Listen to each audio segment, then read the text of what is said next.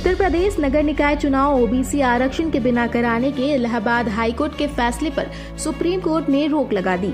Supreme court ने UP सरकार को निकाय चुनाव 3 महीने के लिए टालने की इजाजत दी है। इस 3 महीने के दौरान पिछड़ा वर्ग के लिए बनाया गया आयोग अपनी रिपोर्ट फाइल करेगा। इस दौरान कोई बड़ा नीतिगत फैसला नहीं लिया जाएगा। यूपी के निकाय चुनाव ओबीसी आरक्षण के बिना ही कराने के हाईकोर्ट के फैसले के खिलाफ राज्य सरकार ने सुप्रीम कोर्ट से अपील की थी। बुधवार को याचिका पर सुनवाई के दौरान कोर्ट ने कहा कि हाईकोर्ट ने अपने फैसले में पॉइंट सी के बारे में निर्देशित किया है, इस पर रोक लगा दी जाती है। इस पर कोर्ट ने संबंधित पक्षों से 3 सप्ताह में जवाब मांगा है। नागरिकों पर हमले के बीच गृह मंत्री जम्मू कश्मीर में सीआरपीएफ की 18 अतिरिक्त कंपनी करेगी तैनात। सीआरपीएफ की 8 कंपनी जल्द ही जम्मू कश्मीर में तैनात की जाएगी, जबकि सीआरपीएफ की 10 कंपनी दिल्ली में भेजी जा रही है। गृह मंत्रालय द्वारा हाल ही में जारी एक आदेश के बाद यह अहम फैसला उठाया गया है। असम में स्कूल की जमीन पर कब्जा कर बनाया गया जमीयत-ए-उलेमा का कार्यालय व दुकान।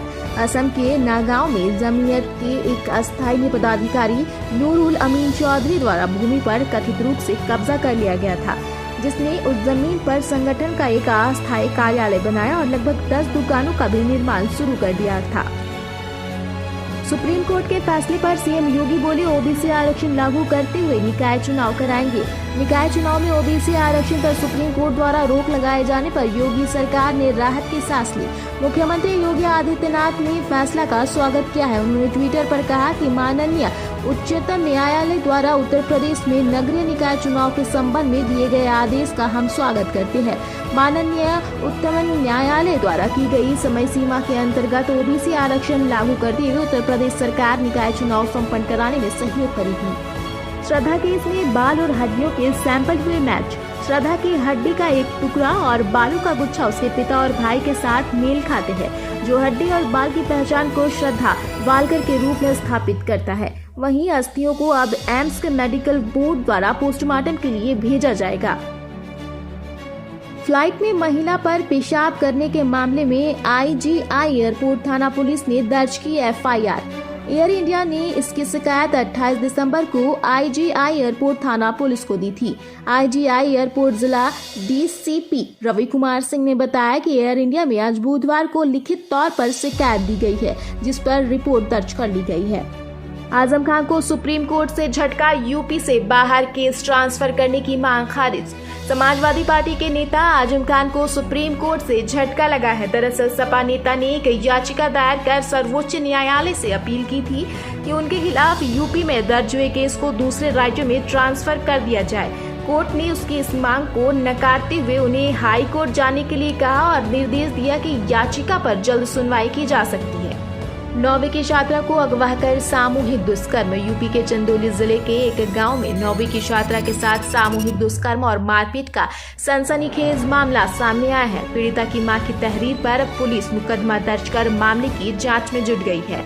मुगलसराय कोतवाली अंतर्गत एक गांव निवासी महिला ने बताया कि 2 जनवरी की शाम 9वीं कक्षा में पढ़ने वाली उसकी बड़ी पुत्री अपनी छोटी बहन व अन्य बच्चों के साथ गांव स्थित एक दुकान से कुछ सामान लाने गई थी, तब इस घटना को अंजाम दिया गया।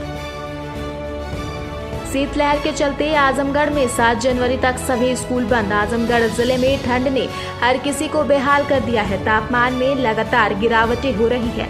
हालात को देखते हुए डीएम विशाल भारद्वाज ने 12वीं तक के सभी विद्यालय को 7 जनवरी तक बंद करने का आदेश जारी किया है। पंडोह डैम में गिरा तेल का टैंकर, 2 लोगों की हुई मौत। हादसे में मारे गए लोगों की शिनाख्त अभी तक नहीं हो पाई है। एसपी मंडी शालिनी अग्निहोत्री ने हादसे की पुष्टि की है। झारखंड में जमशेदपुर के साक्षी थाना क्षेत्र राजेंद्र नगर निवासी कारोबारी अजय मोदी के घर से 2 करोड़ 10 लाख की हुई चोरी मामले का खुलासा कर लिया। पुलिस ने 65 दिनों में इस मामले को सुलझाया है। मामले की मिली जानकारी के अनुसार मामले में कारोबारी के भाई समेत चोर गिरोह के 6 सदस्यों को गिरफ्तार कर लिया गया है।